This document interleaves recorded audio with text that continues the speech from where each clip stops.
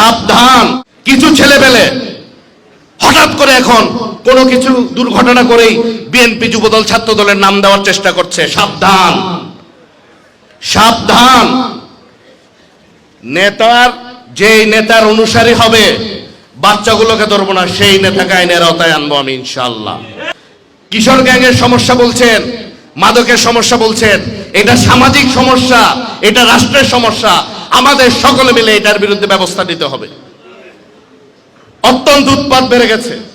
কিছু ছেলেপেলে হঠাৎ করে এখন কোনো কিছু দুর্ঘটনা করেই বিএনপি যুবদল ছাত্র দলের নাম দেওয়ার চেষ্টা করছে। সাবধান সাবধান। যেই নেতার অনুসারী হবে বাচ্চাগুলোকে ধরবো না, সেই নেতাকে আইনের আওতায় আনবো আমি ইনশাআল্লাহ।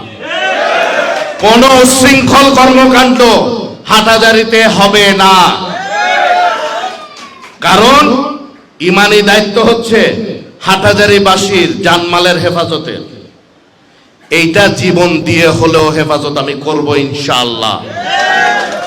আমি আবার আহ্বান জানাচ্ছি, শহীদ জিয়ার আদর্শ হচ্ছে জনগণের সেবা, দেশকে উন্নত করা, পৃথিবীর মানচিত্রে বাংলাদেশকে একটি স্বনির্ভর আত্মমর্যাদাশীল দেশ হিসেবে প্রতিষ্ঠিত করা।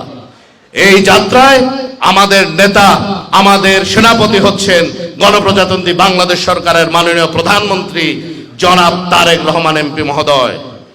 ওনার নেতৃত্বে আমরা ওনার এই যাত্রা সহযাত্রী হিসেবে প্রতিজ্ঞা করে বলছি, প্রাণ থাকতে কোনো অন্যায় করতে দিব না, সহ্য করব না, এবং আজীবন এই হাটাজারি বাইজিদবাসীর সেবায় নিজে এবং নিজের পরিবারকে এবং বিএনপি পরিবারকে আত্মনিয়োজিত রাখবো ইনশাআল্লাহ।